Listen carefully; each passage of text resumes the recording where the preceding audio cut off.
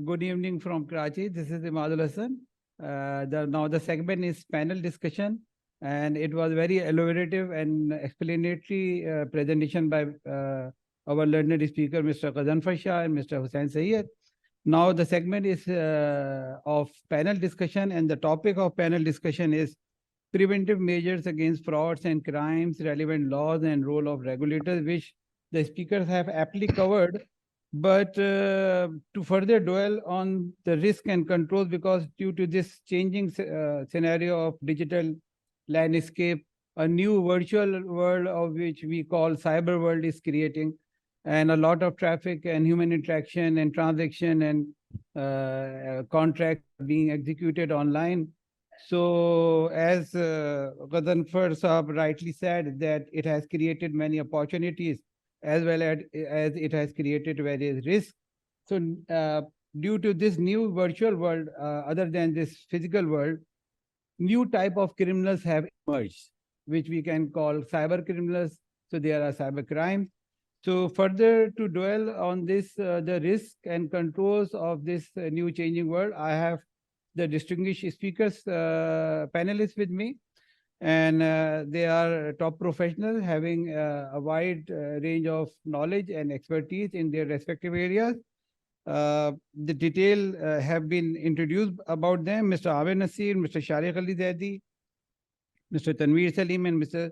Dishan Shahid. He is sitting beside me. So, I, being the moderator, my job is to ask question about from the panelists on behalf of the audiences.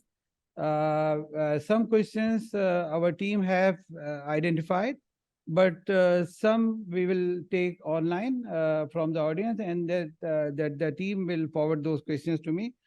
So I start because this new cyber world, as Mr. Hussain Sayyed said, that it cost huge. There is huge cost of breach of information system, and as Mr. Ghazanfar Shah mentioned, that some 46,000 people lost around $1 billion in crypto. So I start my question. My first question is with Mr. Tanveer Salim, and it is in relation to the comments by Mr. Hussain Sayyed when he said that outsourcing a business function has its own risk. And Mr. Ghazanfar Shah mentioned that advance in technology creates opportunity as well as threat, as well as he said that Chat GPT and OpenAI create new risk for merchants. He also mentioned that different tools are used by hackers. So I will ask Mr. Tanveer Salim that how this digital landscape is being changed, and which the speakers have covered, and what tools and techniques can be used by hackers for cyber crimes and fraud, and in this virtual world. Mr. Tanveer Salim, please. Bahut shukriya, Imad. Thank you very much. Hope I am very clear and audible. Yes. Yes, you are. Thank you very much again. I think, Imad, thank you very much for initiating the session. And I must say, uh, our entire task has been made much more easier by the speakers that have just gone through, wherein Hussain as well as the Ghazanfar mentioned all about those tools and techniques that you have been referring to. However, I just want to touch base on this particular aspect that you mentioned, and that is one of the key elements that we see in today's technical and digital transformation is the need for speed. Speed is the evolving challenge that we foresee in the coming future as well. Speed is the evolving challenge that we foresee and experience right now. Corporations are getting vulnerable. They are very vulnerable right now, and that vulnerability is increasing more and more with this increased acceleration that I mentioned, part of the speed. You mentioned about the AI driven chatbots. One of the very rightly thing that the technology has come into the hands of the normal people, which is a good part because it has made the transformation much more easier. However, at the same time, what has happened is they require more controls to ensure that the relevant data and the relevant information is kept secured and intact. Tools obviously they are required. Techniques, they're required. However, one of the key things that we must look is we need to go back to the basics again. And that's what I mean is that how do we run the business? Uh, we run the business by using the board members, which is a tone from the top. And that tone from the top is something which is very much needed right now in case of those cybersecurity policies, cybersecurity tools implementation, techniques implementation, that do mean that there has to be a stronger presence of the cybersecurity skill set within the board members of any organization. That tone defines what tools are to be required, are to be implemented, what techniques are to be deployed within a particular organization, depending upon the risk appetite a particular organization has. I think let's not forget that particular thing that I mentioned earlier, that theory is not the same as the practice. So as we go along and as this whole digital landscape evolve, we'll be exposed to more and more vulnerabilities. This vulnerability landscape is changing drastically, and it's going to be changing at a much faster pace in the days ahead. There were times when we used to see that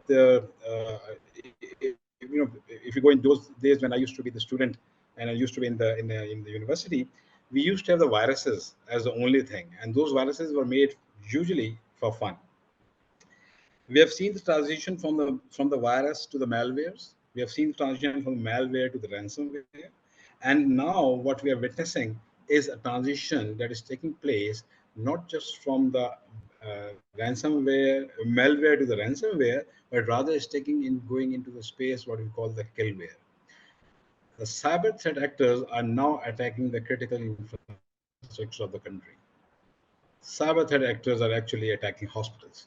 Just imagine your all medical records which are being digitized nowadays, those getting tampered, and a person is in need of A positive blood has been given an O positive blood just because the particular information has been uh, tampered with. So that is something which takes to that particular aspect. It is not just about the ransomware part. It's not just about the hacking for fun element. It has not transformed, even it's not for the hacking for cash element. It has transformed into, I think you might remember about, I think last year or 2 years back, there was a attempted attack in Florida on the water treatment facility.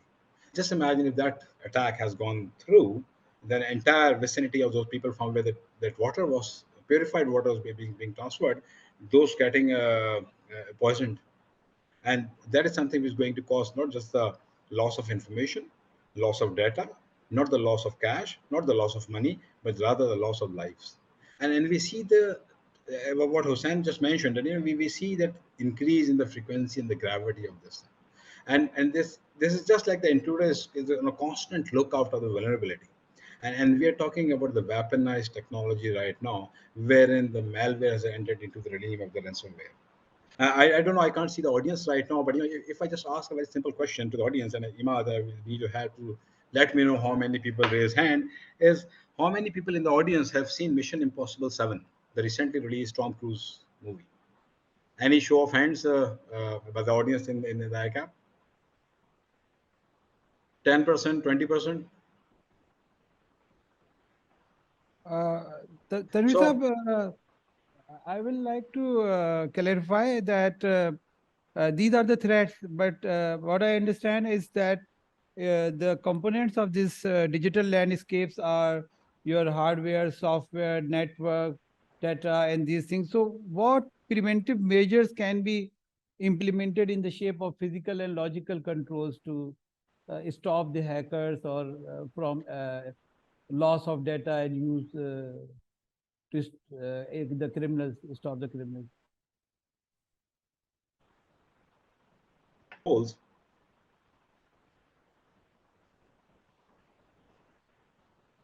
Sorry, was my voice clear? Yeah. Yes, you So are audible. I think there was a lag. So apologies for that. Yeah. So in terms of the controls, again, when we go to the controls, we have to go back to the basics. When we go to back to the basic, we still need to see what's the data available right now. And the data shows that still the 43% of the attacks are because of the weak passwords. So that is something where we need to address those things, right?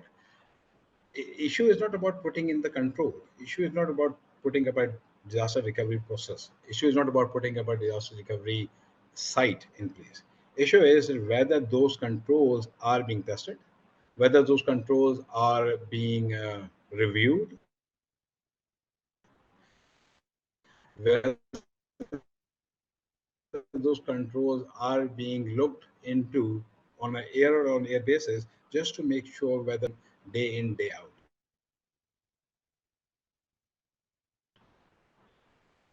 So, Definitely. so that's where the role of the, what I call the board to ask the question. So the people that whether they are able to do that, the right thing of putting in the right controls, right tools, right policies, right procedures that can safeguard the interests of a particular organization.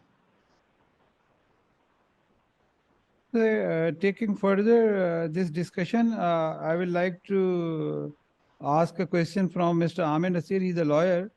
That for this virtual world and the cyber world, like a physical world, we have various laws and various controls. So for control, Mr. Tanveer Salim has explained, and I would like to ask Mr. Ahmed Nasir that what are the laws to control, to regulate the activities on information system and to stop this cyber crime? What are those laws, please? Thank you, Imad. Now, basically,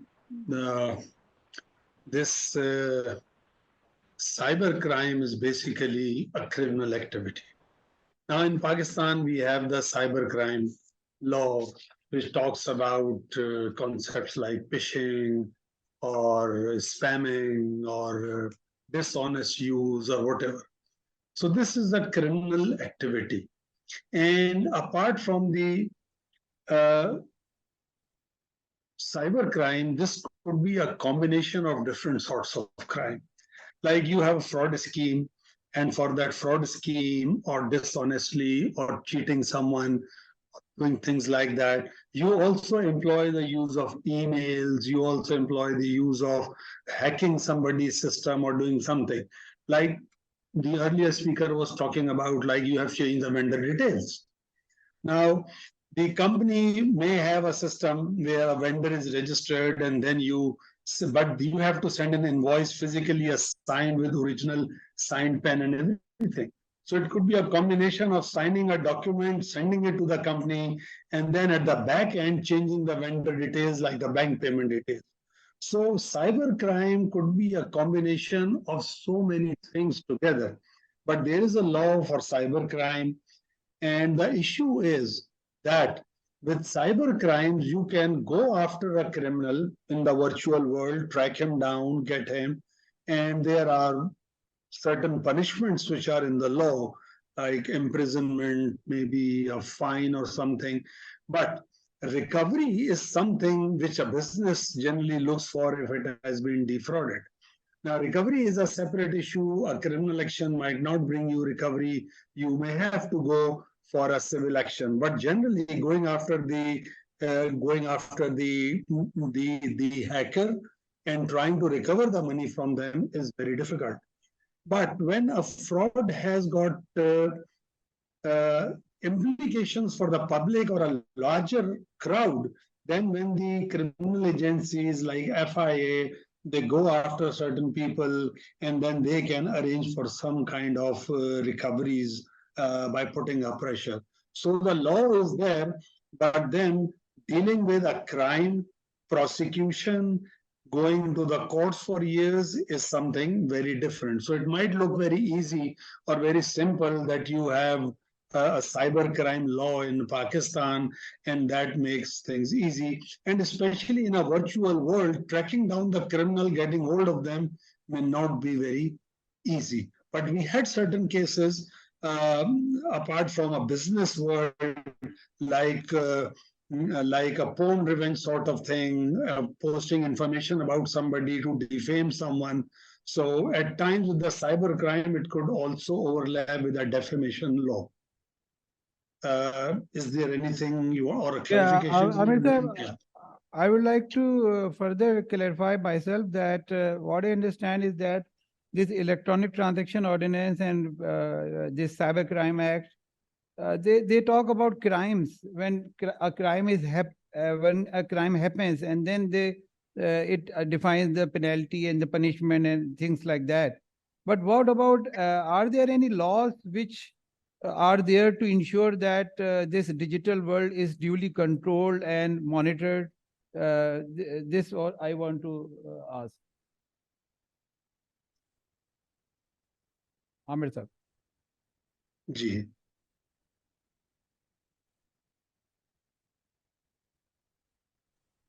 Amir sir, please explain the laws which are relevant in this scenario. Look, what Imad was saying, and then you say that explain the law. Now the law is about a criminal activity like unauthorized use of a data, unauthorized use of a system. Now, unauthorized use of a system includes hacking. So that is included in the Cyber Crimes Act, which is a law in Pakistan, and it is there, 2016. Now, the issue is, and then let us interface electronic transaction ordinance. Now, electronic transaction ordinance was introduced to actually give life to the virtual transactions or emails or digital signature or signatures over emails. So that was actually to recognize and authenticate the system of authorizations and authorization of emails, like you have digital signature, like I send you an email from my account. So will that serve a business purpose, or you want a letter signed by me? So with the advancement in technology, the electronic transaction ordinance, it has tended to actually recognize that the emails can be used as a document, emails can be taken as a document, or an attachment sent with an email is a document. So, and then a digital signature is also something which is approved or which can be taken to a court of law. And this has been now actually recognized as part of the law of evidence. Now, the evidence, when you produce an evidence, look, I have signed a document. You produce in the court as a document, fine, it is accepted. A handwriting expert will say, yes, this is the signature. This is my signature, Amir Nasir's signature. But what happens if I have sent you an email? Now, the authenticity of emails can be tracked. There can be forensic examinations, whether I sent that email or not, from which server it was sent, which computer it was sent, and that is an admissible evidence. And for that, there is a forensic lab in Pakistan, although the law, the Cybercrime Act, it says that the government will put in place many labs. But Okay, at sorry, the moment, sorry. there is only one lab. Sorry, Amir sir, which to is cut Lahore. you, Ji. because Ji. I think we will give priority to the questions from the participants. There is one question from Mr. Irfan Shamim. He has asked that what role compliance and risk management department can play in cyber security management across organization. I think for this question, I will ask from Mr. Sharik Zaidi.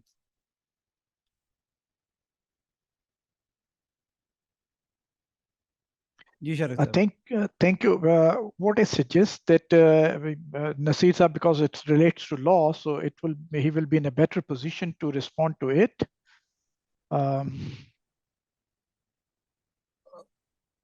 Okay, so basically, I understand that this compliance and risk management department, it is part of the management. So can I ask Sharik sir from you that what is the role of board and management, executive management, and internal audit in ensuring for taking various preventive measures from these cyber crimes and fraud? Okay, thank you, Imad. As you know, that ISA 240 states that the primary responsibility for the prevention and detection of fraud rests with both those charged with the governance of the entity and the management. Now, the question is how to discharge this responsibility to prevent entity from the fraud. Yes. again, ISA 240 states that they means those charged with the governance of the entity and the management are responsible to design, implement, and maintain internal control to prevent and detect fraud. Internal controls include all types of controls, whether these are IT controls, manual controls, preventive controls, detective controls, or corrective controls. Those charged with the governance and the management should ensure that proper policies are in the entity to establishment of the responsibility, then segregation of the duties, documentation procedures, physical controls, assigning tasks to the internal auditors. Controls should be strong enough to make it harder for anyone to commit fraud. However, they should not hamper the business of the entity. Now, remember that today's immaterial amount of any fraud may become material in future if not timely addressed. As we are talking about the preventive and detective measures, I would like to draw attention of all participants towards a recent study of ACFE, this Association of Fraud Examiners, which highlighted that 42%, how much? 42% of employees' frauds are detected as a result of not internal audit, not external audit, not regulators. It's as a result of tips and whistleblowing. Another study reveals that this percentage is almost 50%. So, you can understand that the remaining 58%, if we take 42 as a correct one, all together, that is internal auditors, external auditors, regulators, and sometimes accidentally identified frauds, they all together could collect 58% detection of the frauds. So we can say that whistleblowing procedures are a major line of defense against frauds, and audit committees have a role in ensuring that such procedures are effective. They should ensure that staff as well as the vendors, they know how to blow the whistle. Is there any hotline? Do the hotlines and reporting lines are actually working? Is there any employment or business protection for the whistleblowers? You know that we all are aware that despite knowing that things are not going in right direction and malpractices are going on, potential whistleblowers often fear reporting incidents to the management. So again, the board, they are responsible to ensure that the procedures are in place, that all reasonable steps are taken to prevent victimization of whistleblowers. As far as the board and audit committees are concerned, I think that strong internal controls, they can reduce the opportunities for fraud to take place, and this deterrence pursued individuals not to commit fraud because of the likelihood of the detection and then later on punishment. That was about the board and audit committees and the management. Now, just a few comments about the internal auditors. Internal auditor is again a part of the management, but directly report to those charged with the governance. Internal auditors play an important role in assisting those charged with the governance and the management in preventing and detecting frauds. They serve as the eyes and ears for them as they assess and report on the effectiveness of the governance, risk management, and control processes. Internal auditing service is also going through a digital transformation, and process mining technology is driving this change. Process mining technology is a useful tool in preventing and detecting fraud. The next, again, very important is regarding the responsibilities of the external auditors. Again, I refer to ESA 240, which has mentioned about the responsibilities of the auditors, the external auditors, and how to discharge their responsibilities. It states that unless the auditor has reason to believe the contrary, the auditor may accept records, documents, statements, and all informations as genuine. If conditions identified during the audit cause the auditors to believe that the documents are not authentic or altered or modified, or there are, inconsistencies in the responses of the queries from the management and those charged with the governance, then auditors shall, take other steps as mentioned. Yeah. Yeah, okay. Thank you, Shah Saab. And referring to the presentation of Mr. Ghazanfar Shah, that employee training is very important. He has mentioned that for 3 times. Now, I have a question from Miss Amna Khan. She has asked that how can we prove that a particular attachment was sent with a signed email and not created by someone else? Would Mr. Zishan, would you like to respond to this question? Yeah, can I certainly. No, I read that, Okay. the WhatsApp. Mostly the technology, digital forensic professionals do get into, technology, digital forensic professionals do get into the, discovery process that includes analysis of emails as well. But email detection is not an isolated activity that usually happens. What happens in usually forensic investigations is that you take custody of a laptop or computer or a mobile device, and that custody is taken in a forensically sound manner. And using specialized software, you are able to detect mails or attachments that are originating out of that. You can also capture server files as well, email servers, and from there you can also get email accesses. Like the last investigation I did, the company had a Google Work Cloud subscription, and in that subscription, what we did was we activated the Vault methodology, so that it costs a little bit, but it enables e-discovery. So in e-discovery, the suspects are then prohibited from deleting anything, and everything can be forensically, confiscated and then analyzed. So that's the formal way of going about it. But if you just want to engage into a private level confirmation that this email is coming from somewhere, you can also sort of examine the email header, and that's something that that's something that I shared with the State Bank of Pakistan. If anybody recalls the incident of TAG, which was a financial institution, and they basically forged some documents which were supposedly from some investors.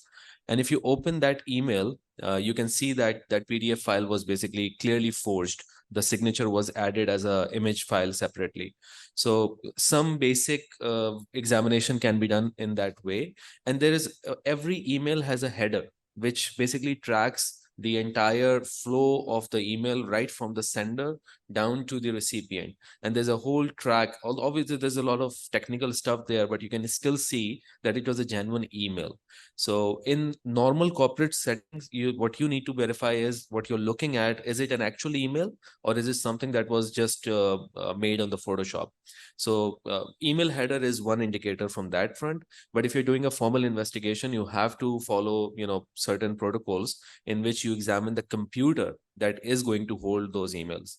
So that was just a quick answer to that response. If Amasab, you allow, I have some addition to your previous questions as well. Yeah, sure. Please go ahead. Yeah. It is a panel discussion, and Yeah. they're all together. Just because right now there are a lot of hot topics in Pakistan, especially in the digital bank space, and there's also the startup ecosystem that has been facing increasing threats from cybersecurity.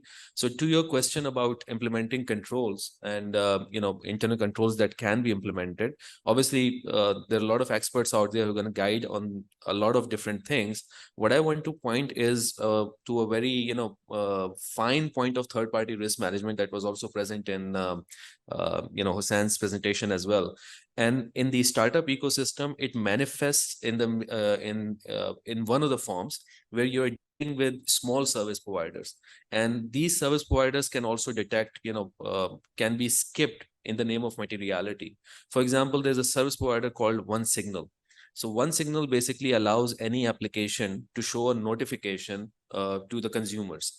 And what we saw in one of the startups is that there's an unfortunate message that was thrown out to all the subscriber all over Pakistan. And that was a failure not in the application of the startup, but the compromise of that API key of that service provider, which was providing a free service. So this is called an API security that was compromised and then misused to cause reputational loss. So when we are talking about preventive controls, we have to think about these fine points of not just your network, your hardware, your software, but also the security of any small service provider that you're using. So that's one point. And the role of compliance and role of risk management. If you are in a regulated industry like banking, so State Bank is very prescriptive in defining what they want. So they have established a technology governance framework. They want you to comply with that. In that respect, the role of compliance becomes very important because they are the custodians of to ensure that State Bank compliances are being met. But in other words, risk management has to take the lead because they have to think of the entire organization-wide enterprise risk management as a whole. Cybersecurity is a component of it. So if they start thinking on that front, so they will think that financial reporting risks, operational risks, compliance risks, and then a subset of those are these technological risks and the fraud risks. All of these comprise the entire risk management governance framework. And it's not the role what they can play. It's basically their job to play that role. And that role is usually misunderstood in organizations. And I would like to stress that risk management really has to take a lead in implementing all those controls, not just the CIO. As you know, there was also very interesting thing mentioned in one of the presentation. There's an inherent conflict of interest as well, because CIO is looked upon to ensure not to cause any disruption into business activities. So these are just some pointers on the previous questions. Thank you, Zishan. Very well explained. And I understand that the crux of all this discussion is that we have to concentrate on internal controls. And previously, there were different type of traditional internal controls, but with this information system and virtual world, different types of internal controls are required. All thing is internal control. And now I have a question from Miss Alina Ahmed. She has asked that can a highly automated environment contribute to the prevention of fraud within an organization? Whoever wants to respond to this question from the panelists. Anybody? Imad, I can take this question. This is Please. Tanveer. Basically, the question is that there's a particular environment which is highly automated, then can that help prevent? Primarily, it depends upon how do you define highly automated environment. Let's take the example of Tesla car. We have the driverless cars coming in. That's a highly innovation, and that is currently getting into action and execution as well. Now, if that gets hacked, then there's a risk of life because that can go into an accident, that can go into the crashing into someone in some other car or somewhere. But at the same time, when a certain highly automated environment is there, controls and strong tools and techniques which have been deployed to ensure the safety of this continued automation that has been in place. So generally, whenever we talk about any highly automated environment, automatically it comes back along with the highly secured environment as well.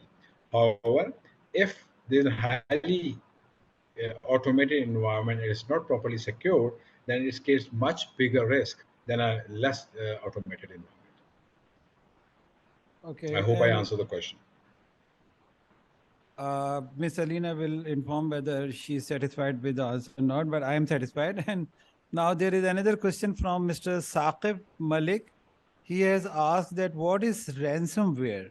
Dishan, would you like to answer this question? Yeah, very crudely, I think Tanvir Saab can shed light on the technical descriptions of it. But very simplistically speaking, ransomware is when your important documents get cryptographically locked. You don't have access to them anymore, and or some data becomes inaccessible to you, and you have to pay the organization to basically whoever is demanding a ransom. They are saying that if you pay us, then they're going to release that data. There's also one other aspect of it as well. Like, for example, I think there was a ransomware incident where unreleased movies, the master copies of unreleased movies was basically hacked by the hackers, and they demanded from the studio a ransom in order to not put it out in the public. So in any way, you have something that is represented in the form of a data. Some bad actor has either obtained illegal access to it or has prohibited you from giving access to it by encrypting it. And then they're asking for a ransom to pay. So that's so the software that allows it to happen is called ransomware. Okay, so there is another question from Mr. Saqib Malik. He has asked that, is there any online safety guide to counter and curb crimes in Pakistan? And in relation to this question, I will also add my question. And my question will be focused from Mr. Amir Nasir, but anybody can add that, Mr. Ghazanfar mentioned that UAE government has arranged for training of their citizens. So are regulators like SBP, SCCP, FIA, or they have issued any guidelines or alerts for the general public to save them from these cyber crimes? Mr. Amir Nasir?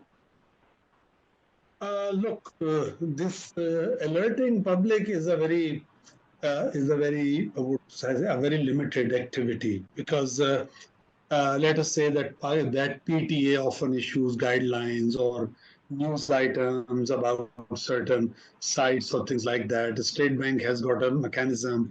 I think in the past, SCCP probably issued something in respect of this when the investigation was going on into the securities issues. So, but like FIA, you are saying, FIA does not have that kind of capability at times to investigate crimes. So I think they are also in a learning process. This law came in 2016, and the law said that they will have a special investigation agency. But because of funds, lack of experience, and other resource constraints, the matter was handed over to FIA. Now, if anything is of public importance, it naturally goes to FIA somehow in this country, which is supposed to do everything.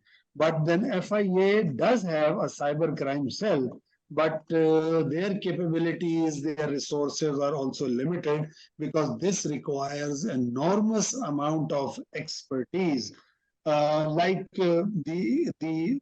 was a question earlier, if you have a very robust or a very highly automated system, will that give you some kind of assurance? Now, look, if you are moving to controls and highly automated systems, then the hackers are also moving in that direction. The sites of the US government have been hacked. So it was a process whereby you keep on improving and try to stay ahead of hackers. But there should be some training, because first of all, like you listen to the commissioner at the SCCP, so they are also in the process of organizing themselves. So with the technological advancement and developments at a fast pace, first of all, these regulators have to keep abreast, and then they'll be in a better position to continuously advise people, give them advisories about hacking or cyber crimes or likelihood of those crimes. Okay, thank you, Mr. Amir Saab. And I think what I have seen from the SCCP, that SCCP, due to the efforts of SCCP, Google has introduced a Pakistan personal loan application policy, there were recently various illegal loan applications. frauds, and they also, they in a news item I had read that the SECP also on and off they visit Google Play Store and Apple application store to review if there are some illegal applications which are downloadable in Pakistan. Mr. Zishan, would you like to add something?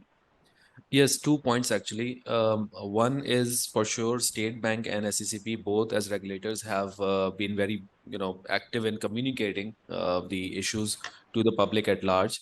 Or PTA to some extent also has issued some guidelines and warnings to the general public at large. I think the room for improvement there is twofold. One is the extent of that communication. Like for example, we claim obviously that by counting the digital wallets from all these EasyPaisa and Telenor, that we have 50% banked population. But is that population capable of understanding, reading, and comprehending the communications that are being presented by PTA, State Bank, or SECP? The answer is a no. What needs to be done over there is like a campaign which Telenor started, EasyPaisa started, to educate the people that how frauds are being concerned. So maybe the regulators need to get more funds in order to have an effective communication campaign. Just in Urdu and English press release is insufficient because we have a lot of population which is increasingly gaining access to these systems, but is not educated to really understand the warnings. And PTA actually needs to do a lot more, because we don't need a warning from them that a bank will never call a customer from their helpline. We need an explanation that how are the telecom companies exploited to be able for us to receive a call from even government offices. So PTA needs to do a lot more than just customer awareness. They need to be the regulator that enforces that such things should not happen. So I think this is the one point that I wanted to add. Other point was SECP and SBP should really partner with STEM universities and keep ahead of the the problems that are facing the customers. So you are not responding to frauds as they happen, but there's some academia and industry and regulator collaboration. Means So proactive approach. Proactive, so that you're getting knowledge from the universities. Okay, what I understand is that all things, again, I will say that it is about internal control, because I have also spent time in internal controls. So like one of the major internal control usually is the MIS, Management Information System, reports, various periodical reports, weekly, fortnightly, monthly, quarterly. So my question is that what type of reports can be generated and reviewed by, and should be reviewed by the management to identify any suspicious activity, any hacking activity, any intrusion in the information system? And Mr. Shariq or Mr. Zishan, anybody can answer this question. Doctor, would you like to answer this, or Zishan? I think we both can share our views. The use, all it depends on the use of reports. They can generate different types of report, and what I feel that in a current situation, data analytics can provide you variety of information. So abnormal transactions and unusual transactions can be identified through data analytics. Now, what management wants to get from these reports, it doesn't matter whether it's a daily or weekly or fortnightly report. But the important thing is what is the objective, where they feel there are red flags. So based on this, they can get the information, and reports, the frequent reports without their use are useless. They can get the reports on a weekly basis, but unless somebody reviews these and analyze it, and the reports are meaningful, then it will be helpful for the management. Zishan, would you like to add anything? Yeah, I think I would shift the answer a bit to cover transaction monitoring and just sort of like a behavioral thing, because it's the idea is to learn from things as they are happening. So wherever you are deploying AI or AI based solution, the solutions are supposed to pre-trained on some data set, but obviously they will eventually get trained upon new transactions. So there are in fraud risk, in transaction monitoring systems, in anti-fraud systems that are being implemented, mechanisms where you can detect detection algorithms. One thing I would advise when non-technical people are evaluating such solution is that all of these solutions are based on machine learning, which has a statistics in its heart. So statistics by definition has compromise. So we have to just not trust completely that it's an anti-fraud system. It can very easily learn itself on a very wrong different traction. So you have to evaluate what you are implementing. That's one thing. The other thing I was thinking of is that there are now State Bank has come up with a requirement that there's supposed to be a digital framework, digital fraud preventive framework, and one of the solutions that they expect banks now to implement is basically device identification, or some sort of like a biometric or behavioral identification. One of that implementation is that even the systems are so smart that they will learn that if what is my typing speed, for example, on my phone. Now, one unintentional aspect of this is that all these systems are creating a behavioral profile of an individual. So that behavioral profile is as sensitive as the data that I hold. So we were talking about, like, for example, Ghazanfar also touched upon, the problem of having PII data on blockchain, because these blockchains are immutable. You can never get rid of that data. So in connection with your transaction monitoring system question, I think that the systems are becoming intelligent in profiling us, and that profile is as important as the PII. Okay, so there is a question from the participants. Mr. Hamad Ahmed has asked that, he says that Pakistan as a country lacks a proper risk management governance system. Then how to prevent such cyber frauds, crime without a proper governance system, as cyber crimes are based on human ability, as mentioned by Dishan, and then on advanced technology, which making them really difficult to cater such threats. Who would like to respond to this question from the panelists? I can take this question, Tanveer here. I think Hamad sahab, one of the very simple answer is कि वो कहते हैं ना कि शिकवा ज़िल्मत शब से तो कहीं बेहतर था कि अपने हिस्से की कोई शमा जलाते जाते. तो बहुत कुछ है. There are lots of things which are not there. You are absolutely right. We lack an absolute governance mechanism at a state level, but it is always a work in progress. Things are improving and things will improve.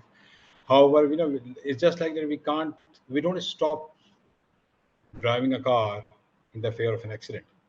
The accident happens. We take mitigating actions, we take trainings, we take learnings. We have a constant learning mechanism. We have got the certain signals that are placed on the roads. There are traffic policemen to impose those legislation or the laws on the road, on the street, and still the accident happens. But again, as due to fear of the accident, we can't stop growing. And frankly speaking, we can't, because currently we are not bounded by the geography of a country, the cyber threats, or the technical transformation, or the technological advancement are beyond the borders. So there's no boundary which defines that cyber attack can take place not in Pakistan, they can take place in Pakistan. So my suggestion is that yes, there will be a work in progress stuff that will happen, that will continue. At the same time, the governance mechanism will improve, they will evolve, and we need to put in all our own efforts to make sure we are actually operating in a digital safe environment digitally. Okay. I hope it answered the question, Ahmad. I understand so. And my question now is to Mr. Amir Nasir, because what I understand is that we are talking about the overall control, whether internal control, external control, regulatory control, to control these cyber crimes and the traffic on this virtual world. So, Mr. Amir, do you feel that our courts have because courts are also, I say, is the corrective control. Do you think that our courts also need to enhance their capacity to understand and these cyber crimes? Are there technical persons in the courts to assist the judges? Now, the point is that there are certain areas of law which are upcoming. Like I'll give you an example of intellectual property. So our courts have been established for intellectual property like just a few years back. And now intellectual property will cover domain names and everything. There have been training sessions on this. But unfortunately for the judiciary, there have been very limited training sessions on cybercrime and the digital world. So the judicial academies actually in Pakistan have to gear up with that, like the lower level of judiciary, judges at the district courts and all that level. A few years back, we did a session on patent law. So it was new for some of them, and which was rather strange. But then a patent in our country has not developed much, the patent regime itself. So then again, you see that this country has got brain drain. We have not progressed in IT to that kind of extent. And then even the businesses, they lack that kind of expertise. Most of the businesses do not even hire high-skilled IT professionals. They just want to outsource certain aspects of that. So likewise, judiciary will have to be trained. And now the cases are there, especially not related really to the business, but to the personal issues like cyber stalking, phishing, and porn revenge, and things like that. They are happening, and there have been some reported cases on that as well. But when we go to the courts, sometimes the district level judges would stagger with certain concepts which are related to cybercrime. So yes, there is a need for that. And like there is a provision in this Cybercrime Act where the courts can appoint amicus curiae or the friends of the court or take the help of the specialist. So it is very important that when such cases come up, the courts should take the services of friends of the court, technical specialists, or specialists who can come to the court and help the court understand certain questions. So the provision in the law is there, but I think the courts should appoint a panel of experts to help them in cases as they come to the courts.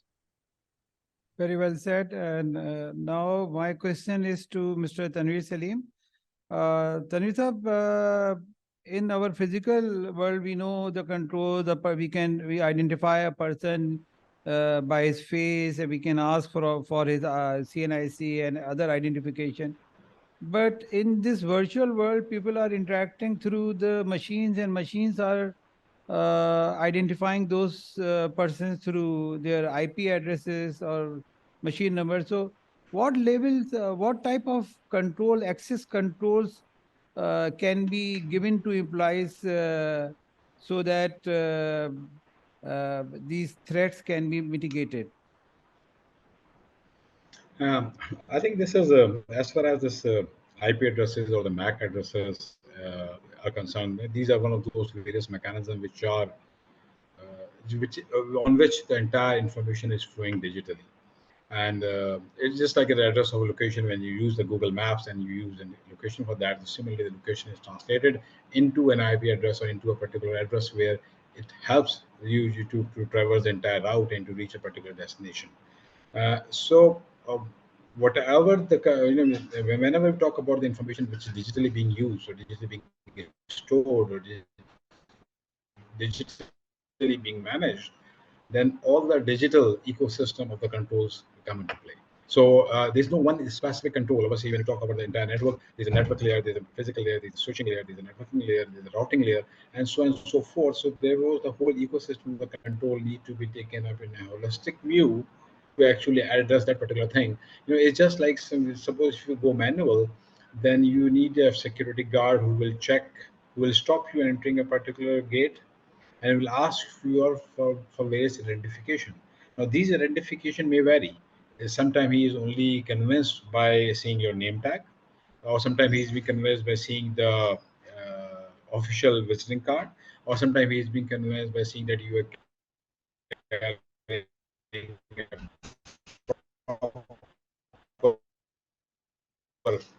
identification which has got whether you are the authentic person to it. Like the way we have got a whole set of the eco controls, they are for the digital controls which allows Thank us you. to access them. Sorry to cut you, Tanvir Saab, because we are running short of time.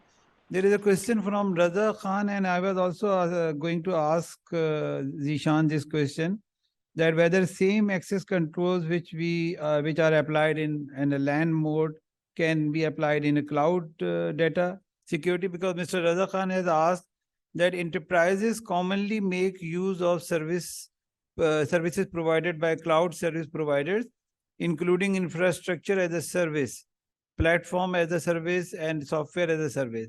In the context of forensic investigation, what methods can an enterprise employ to access logs for the purpose of digital forensics? Mr. Zishan. Actually, this basically needs to be understood that there's a very, very important clause whenever you are outsourcing anything. And that clause is the right to audit clause. That should be present in even a distributor. Agar koi FMCG, if an FMCG is hiring a distributor, they would include a right to audit clause, so that they would expect some basic level of controls to be implemented in that warehouse. But obviously the warehouse owner is somebody else, and he's entrusted into applying those controls. And but the organization that is hiring them has a right to audit, and that right to audit may or may not come with a advance notice requirement. So in similar way, if you're outsourcing to a cloud service provider, you have to ensure that you have certain precautions in place. As I mentioned, state banks, digital banking framework and the digital fraud, they also have come up with a cloud strategy framework. And I think everyone should read that. It's not specifically to banking sector. And State Bank has prescribed a lot of controls that need to be there in the cloud service provider. So when you have a right to audit, obviously you have a right to carry out, you should have a right to carry out that forensic investigation yourself. But it may not be the case with all service providers, because they may say that if you have an incident to report, you have to follow a certain procedures, and then we are going to perform that investigation for you. And they may or may not share all the information with you. So if you're dealing with a cloud service provider, it's by definition a third party. But if you are yourself a cloud service provider, then it's basically a forensic of the network data for you. So that standard forensic protocols will be applicable. And obviously you have digital forensic resources in cybersecurity who are trained in performing these acquisition and then performing those assets. So at the heart of it, you have to understand what are your contractual limitations in performing any sort of control activity. And if you do have those contractual cover, then you can carry out that specs. Okay, there is another question from one of the participants, Ms. Bushra Kiani. And this question is focused towards Mr. Zishan and Mr. Tanvir Salim. She has asked that is the establishment of national I understand certification, be solution to produce national database for breaches and associated losses? Mr. Tanvir Salim, or would you like to answer this question? Can you repeat the question, please? She is asking that is the establishment of national CERT be solution to produce national database of breaches and associated losses? CERT, I understand certificate?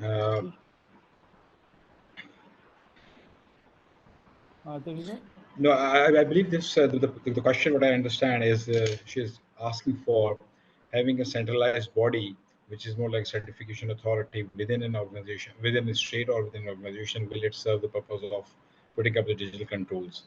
Is that the question I have understood correctly? Yes, I think that's the question. Yeah. So in this case, yes, it plays a very vital role. However, it does not free up the organization to do their own task. When you talk about the state purpose, the objective of the state is to make sure the governance mechanism exists, policies are there, procedures are there.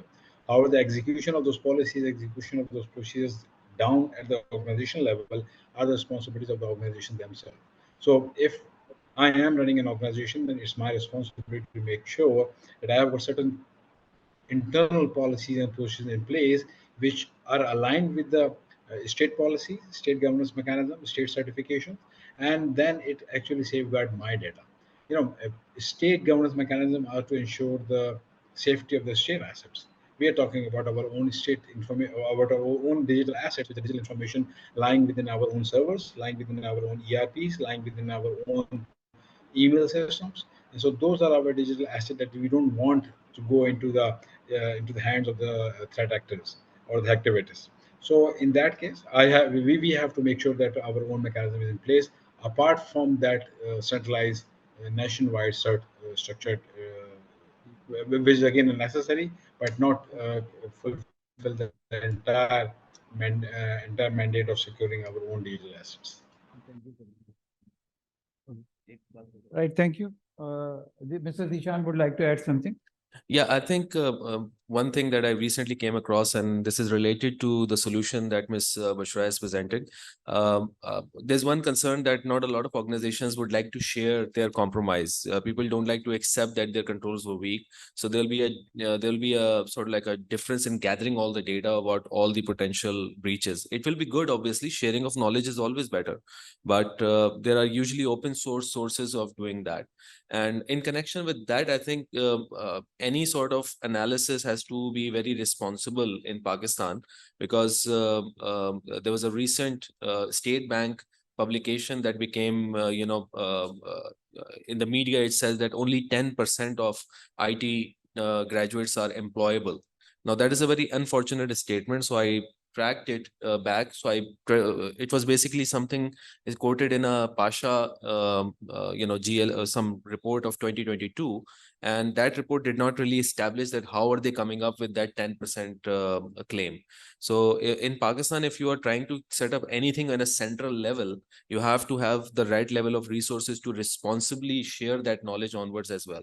Because that Pasha experience was unfortunate. State Bank quoting it was more unfortunate.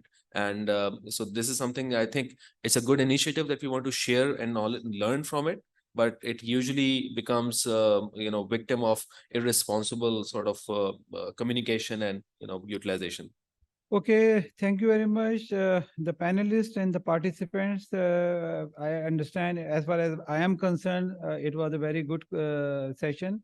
Very good questions were asked, and the distinguished panelists, they very aptly address all those questions. But my time is up now, so we close this panel discussion. Now over to Samra again. Thank you very much.